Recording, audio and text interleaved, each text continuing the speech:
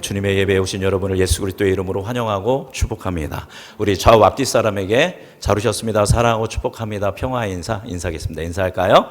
잘 오셨습니다, 사랑하고 축복합니다. 감사합니다. 오늘 우리 온 세대가 함께 드리는 예배로 주께 영광의 예배 올려드립니다. 지난주 우리 추수감사 주일 맞이해서 복음의 핵심에 대해서 우리가 구원받기 위해서 할 게 있다 없다? 없다. 어떤 사람이 와서 당신 구원받으려면 이거 해야 합니다. 그러면 100이면 100. 그 사람 뭐예요? 이단입니다. 우리를 위해서 이미 다 누가 하셨어요? 예수께서 십자가에 죽으시고 부활하심으로 우리의 구원은 완성하셨는 줄 믿습니다. 우리는 그 선물을 뭐 하기만 하면 된다? 받기만 하면 된다. 그 받는 것을 뭐라고 해요? 믿음이라는 겁니다. 그래서 믿음은 행위를 얘기하는 것이 아니라 내가 주님을 인정하고 받아들이는 겁니다. 그렇게 주님을 받아들인 사람은 막 살 수 있습니까? 없죠. 그죠? 그러면 삶이 변화됩니다. 단번에 변화되면 좋지만 단번에 변화가 안 돼요. 그래서 서서히 변화되는 겁니다. 그래서 법적 온전한 구원을 얻고 상태적 구원을 이제 우리가 누리게 되고 주님 오실 때 우리의 구원은 완성되는 줄 믿습니다. 그래서 우리는 뭐 하기만 하면 된다? 예수님을 믿고 받아들이고 의지하며 살아가면 된다라는 말씀이 지난주의 말씀이었습니다. 오늘은 우리는 무엇을 구하실 것인가 라는 제목으로 주일학교 설교입니다. 지금 주일학교가 나누는 본문 가지고 누가복음 가지고 함께 오늘 나누도록 하겠습니다. 여러분 요즘 시간을 할애해서 마음을 두고 마음을 쓰면서 고민하고 있는 문제들이 무엇입니까? 우리 주일학교 친구들도 다 고민이 있죠. 그렇죠? 중고등부도 있고 청년들도 있고 어르신들도 다 있을 겁니다. 우리 학생들이라면 공부에 대한 성적 문제, 또한 친구들과의 교우 관계 문제, 친하게 문제가 있을 것이고, 우리 청년들이라면 취업의 문제, 결혼의 문제, 또 장년들이라면 자녀들의 문제, 가계의 문제, 노후를 준비하는 또 노후의 시간을 보내는 문제, 건강의 문제, 여러 가지 문제들이 있을 겁니다. 이와 같이 우리의 인생은 어떻게 보면 계속 뭐의 연속이에요? 고민의 문제의 연속이라고 할 수 있습니다. 그렇다면 우리는 이러한 고민과 걱정과 근심으로부터 어떻게 하면 자유로워질 수 있을까요? 여러분 한번 생각해 보십시오. 지금 걱정하고 근심하고 있는 거 어떻게 하면 이런 것으로부터 자유로워질 수 있는가? 예전에 제가 수원에서 사역할 때 한 전도사님이 했던 말 때문에 제가 엄청 한참을 웃었던 적이 있습니다. 이전에도 한번 말씀드렸는데 그 전도사님이 저한테 막 이렇게 얘기를 하다가 웃으면서 얘기하는 거예요. 목사님, 저는 큰 욕심이 없어요. 인생에 큰 욕심이 없습니다. 나중에 건물 한 채 지어서 월세 받아가면서 낚시하며 살고 싶어요, 목사님. 전 큰 욕심 없어요. 저한테 이렇게 얘기하는 거예요. 큰 욕심이 없어서 건물 짓고 월세 받아서 그거 가지고 살면서 낚시하면서 살겠다. 정말 큰 욕심이 없구나, 전수사님은. 이제 전수사님도 저한테 재밌게 한 얘기죠. 여러분, 이 이야기처럼 이 전수사님이 우스갯소리로 한 것처럼 건물주가 돼서 여러분이 월 1,000만 원의 월세가 나오면 그거 받아서 유유자적하면서 낚시하면서 그렇게 행복하게 살 수 있을까요? 왠지 그럴 것 같다라고 생각 드시는 분이 있을지 모르겠습니다. 아주 위험한 발상입니다.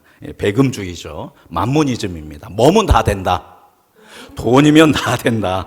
권력만 있으면, 내가 돈만 있으면, 권력만 있으면 편안하게 평강을 누리며 살 수 있다. 지금 우리 교회는 그런 분 한 분도 없으리라고 봅니다. 여러분 이렇게 생각할 수 있는데 한번 뉴스를 보십시오. 뉴스에서 문제 일으키는 사람은 뭐 많은 사람들이에요? 돈 많은 사람들. 뭐를 갖고 있는 사람들? 권력을 가지고 있는 사람들. 이런 사람들이 나라를 시끄럽게 하고 막 우리가 무슨 일을 한다고 해서 나라 시끄러워지나요? 별로 그러지 않습니다. 권력을 가지고 있는 사람들, 돈을 많이 가지고 있는 사람들, 그 정도면 우리 뭐 하면서 살 수 있을 것 같아요. 건물주만 돼도 평안하게 살 수 있는데 이 사람들은 어마어마한 부와 권력을 가지고 있는데 만족을 못 누리면서 더 많이 가지려고, 더 큰 힘을 가지려고 그렇게 하는 게 누구의 모습이에요? 인간의 모습이다라는 겁니다. 여러분, 우리도 똑같습니다. 불안과 걱정, 고민, 근심은 빈부귀천을 막론하고 모든 사람에게 다 주어지는 문제입니다. 그러니까 여러분이 지금 문제가 있는데 뭐만 있으면 될 텐데, 돈만 있으면 될 텐데. 이 문제만 해결되면 될 텐데. 주님, 돈을 주세요. 이 문제를 해결해 주세요. 이렇게 해서 그거 해결되면 끝날 것 같지만 뭐 넘어 뭐예요? 산 넘어 산이라는 겁니다. 그래서 이런 걸로 나의 삶의 문제를 극복하고 안정감을 누리려고 한다고 하면 끝이 없다라는 것입니다. 해결되지 않는다라는 걸 명확하게 기억하는 여러분이 되기 바랍니다. 자, 그래서 사람들은 이 문제를 해결해 보려고 내가 해결하려고 하는데 돼요? 안 돼요? 안 되니까 이걸 가지고 누구한테 갑니까? 하나님께 갑니다. 그래서 하나님, 이 영역의 문제를 좀 해결해 주십시오라고 간절하게 기도를 드립니다. 기도해야 하나요? 말아야 하나요?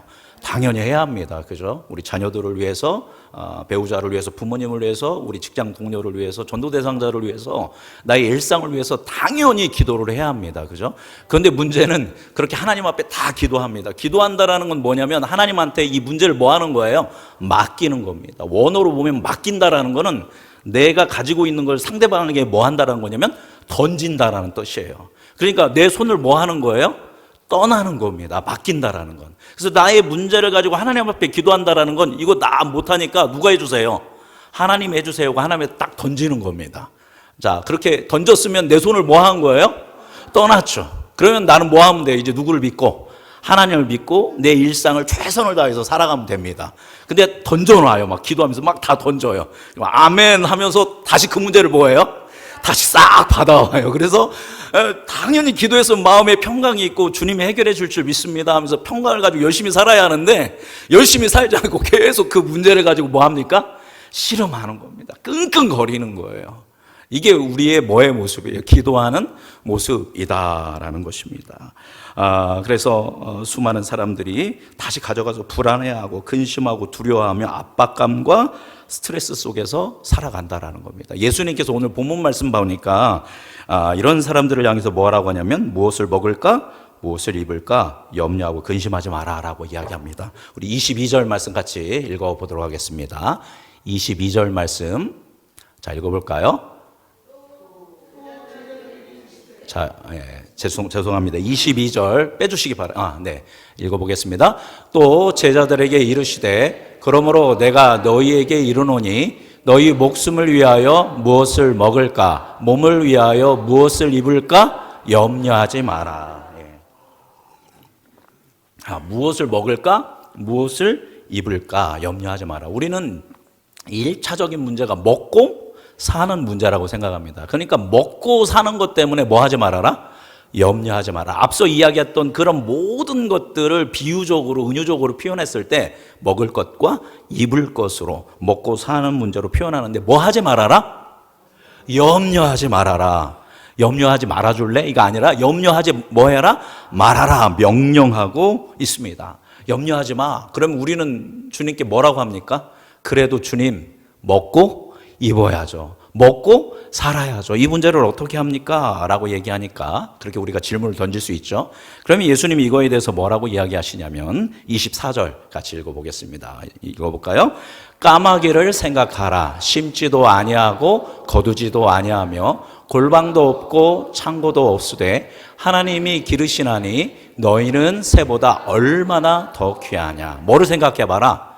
까마귀, 날아다니는 까마귀를 생각해봐라. 까마귀는 창고를 만들거나 뭔가를 이렇게 그가 씨를 뿌려서 경작을 하는 거나 그러지 않는다. 그런데 까마귀는 다 뭐 하고 살고 있어요? 먹고 살고 있다라는 겁니다. 그죠? 다 먹고 산다. 누가 제공하시는 거다? 하나님이 기르신다. 근데 너희는 뭐보다 귀하다? 새보다, 그죠? 까마귀보다 귀하지 않냐? 좀 정신 차려라. 이 얘기입니다. 그죠? 그 다음에 또 이야기하시죠. 27절 같이 읽어보겠습니다. 27절 읽어볼까요? 백합화를 생각하여 보라. 실도 만들지 않고 짜지도 아니하느니라. 그러나 내가 너희에게 말하노니 솔로몬의 모든 영광으로도 입은 것이 이 꽃 하나만큼 훌륭하지 못하였느니라. 이번에는 뭐를 생각해봐라? 백합화를 생각해봐라. 얼마나 화려하고 아름답느냐. 그죠? 그런데 백합화는 이렇게 아름답기 위해서 자신의 모습을 꾸미기 위해서 뭐를 짠다든가 디자인한다든가 뭐를 입지 않는다라는 겁니다. 그럼에도 불구하고 누가 영광으로 입은 것? 솔로몬이 모든 영광으로 입은 것이 이 꽃 하나만 갖지 못하였다라고 이야기합니다. 그래서 이 백합화도 누가 돌본다?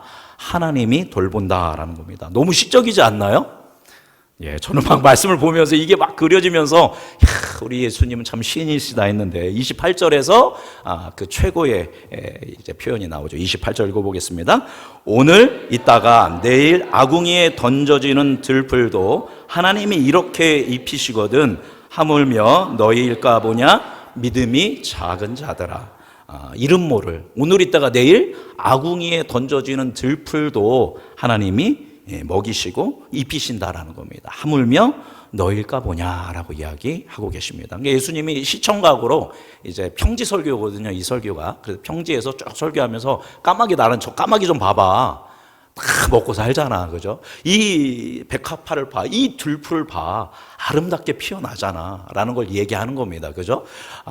야, 우리가 까마귀냐, 우리가 백합화냐 이렇게 접근하면 안 됩니다. 은유적 표현입니다. 예를 들면 이 세상에 많은 것들이 존재하죠, 그죠? 그 존재하는 거는 다 누구의 은혜로 존재한다라는 거예요. 하나님의 은혜로 존재하는 줄 믿습니다. 생명 있는 모든 것들이 그렇게 살아갈 수 있는 것. 이 모든 이 자연의 법칙과 공급되어지는 그 모든 것들은 오로지 누구의 은혜로 이루어지는 거다?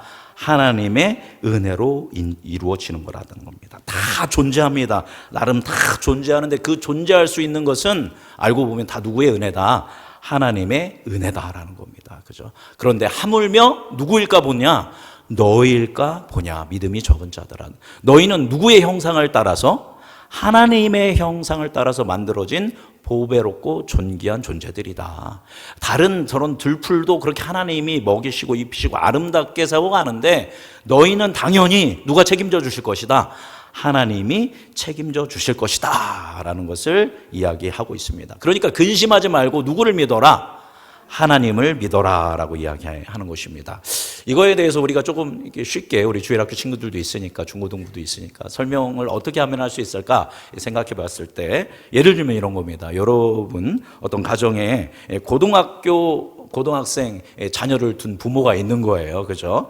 그런데 저도 이제 고등학생 자녀가 있지만 어느 날 이 자녀를 보니까 얼굴에 수심이 가득한 거예요. 고등학생인데 부모님이 보니까 얘야 얼굴에 왜 이렇게 수심이 가득하니? 그렇게 하니까 걔가 얘기하는 거예요. 고등학생이. 엄마 또는 아빠, 제가 생각해 보니까 대학 등록금, 이제 제가 대학 가야 하는 대학 등록금도 너무 비싸고 또 거기 가서 자취도 하고 또 생활도 하려면 생활비도 많이 드는데 저는 돈이 없어서 이걸 도대체 어떻게 해야 하는지 고민이 돼서 공부가 손이 잡히지를 않아요. 그렇게 하면 부모님이 뭐라고 할까요? 야, 참 잘하고 있다. 계속 고민해라. 이거 네가 해결해야지. 우리는 못하니까 계속 고민하고 계속 그 문제 네가 끙끙 앓고 생각해야 돼. 해결해봐. 이렇게 할 부모가 있나요? 아니죠. 그죠? 제대로 된 그러죠. 부모라면 야, 그건 뭐 하지 말아라. 걱정하지 말아라. 내가 뭐라도 팔아서 옛날 같으면 소라도 팔아서 그죠? 내가 내 최선을 다해서 너가 대학교 다닐 수 있도록 최선을 다해서 엄마가 준비할 테니까 너는 뭐만 해라. 네가 어느 대학교에 어느 과에 가서 열심히 너의 인생을 준비할지 생각하면서 열심히 공부만 해라. 누구한테 맡겨라? 엄마에게 또는 아빠에게 맡겨라. 내가 어떻게 해서든 너 보내주겠다라고 부모는 할 것입니다. 그죠? 다 부모는 그러죠. 그런데 이 이야기를 들으면 애가 뭐 해야 돼요? 엄마가 해주시겠구나. 아빠가 우선 내가 대학교 등록하는 것까지 잘 해주시겠구나. 그 다음부터는 내가 알아서 또 개척해 나가면 되겠다. 그럼 이제 공부 열심히 해야지. 이렇게 하는데 그래요. 아빠가 해결해 주시겠군요. 이제 듣고 와가지고 공부를 해야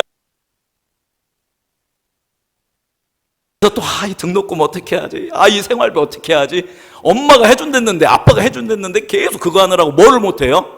공부를 못하는 겁니다. 이렇게 하면 그 아이는 이제 대학에 가는 것이 굉장히 큰 어려움을 겪게 될 겁니다. 그러니까 우리가 그런 아이를 볼 때 내가 얘기해 줬는데도 이 얘기를 안 들어요. 내 딸이 또 내 아들이.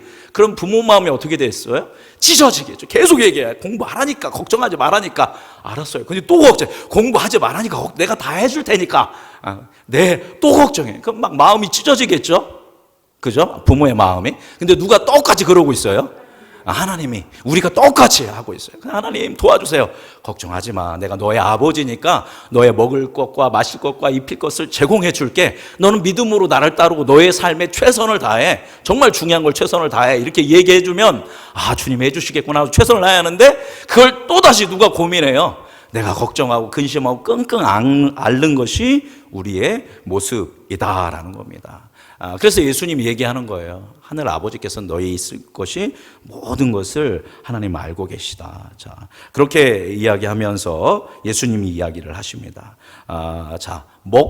여러분이 먹고 마시는 거, 다른 말로 하면 먹고 사는 거 문제 있습니까? 없습니까? 없습니다. 하나님이 다 해결해 주실 줄 믿습니다. 그것이 믿음의 사람의 태도입니다. 왜냐하면 하나님 우리의 누구시니까요.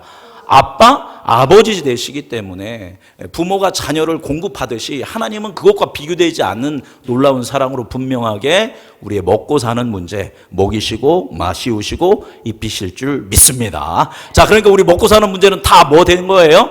해결되었는 줄 믿습니다. 자, 그러면 이제 먹고 사는 문제는 해결됐으니까 나는 뭐를 고민하고 뭐를 마음에 두고 주님께 구하며 살아가야 할까라는 고민을 해야겠죠. 그래서 예수님께서는 먹고 사는 것보다 더 본질적인 것이 있다. 더 의미 있고 가치 있는 것이 있다. 제자는 바로 그 본질적이고 가치 있고 의미 있는 것을 구하고 그것을 살아가는 삶을 살아야 한다라고 말씀해 주십니다. 우리 29절 말씀 같이 읽어보겠습니다. 자, 읽어볼까요?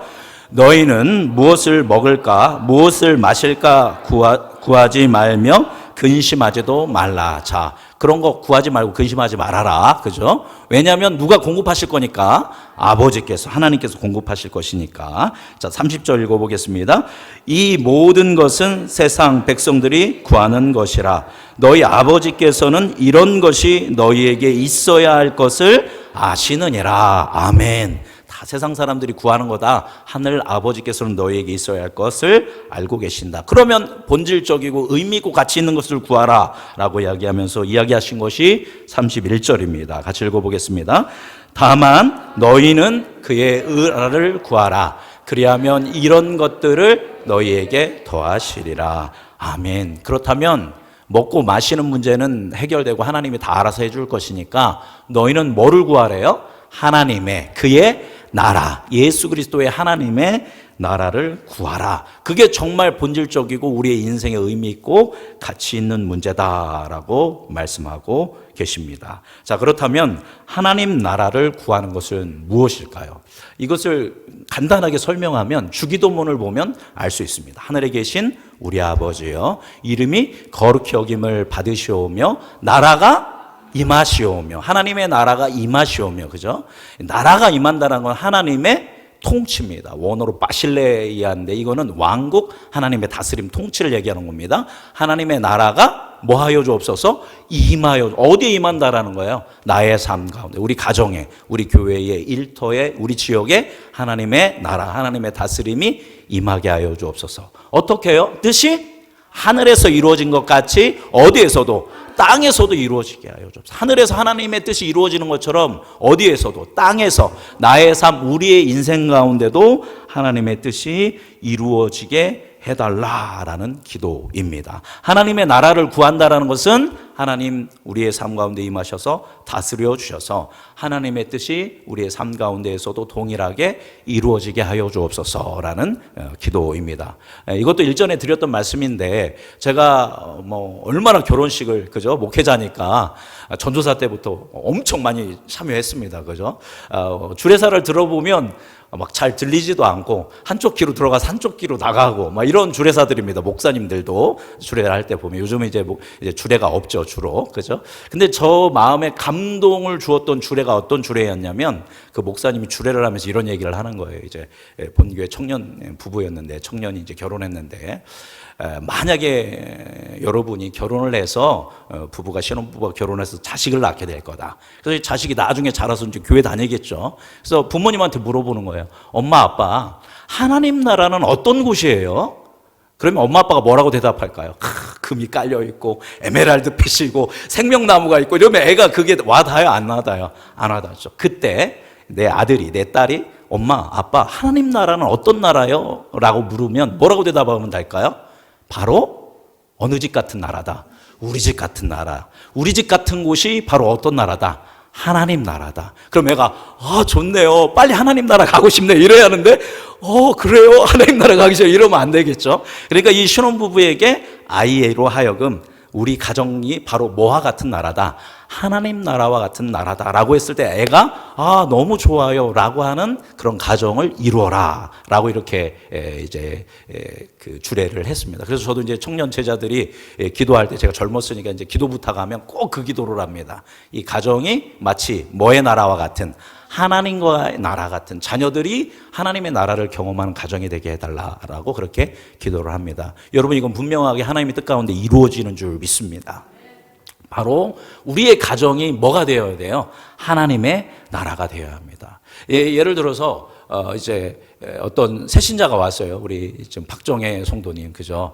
우리 지금 전도 이제 며느리가 전도해서, 이영화 집사님 전도에 있어서 다니엘 기도에도 하루도 빠지지 않고 열심히 제일 먼저 오셔서 앉아서 참여하셨습니다. 이제 어쨌거나 이제 어린 시절 그런 경험이 있지만 이제 새로 시작하니까 우리 이제 권사님이 우리 이제 장로님인 우리 최병목 장로님한테 물어보는 겁니다. 장로님, 천국은 어떤 곳입니까? 라고 하면 우리 장로님이 뭐라고 대답해야 합니까?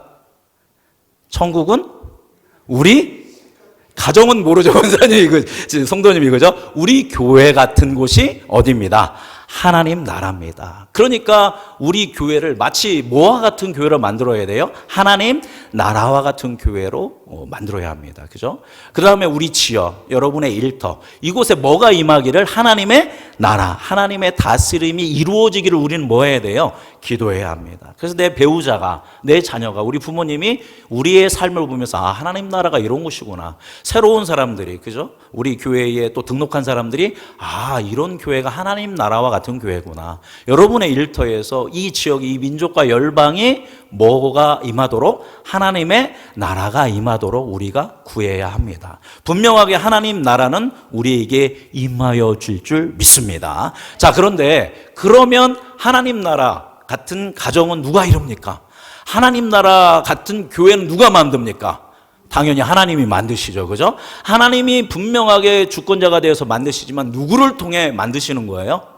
우리를 통해. 더욱더 적극적으로는 누구를 통해?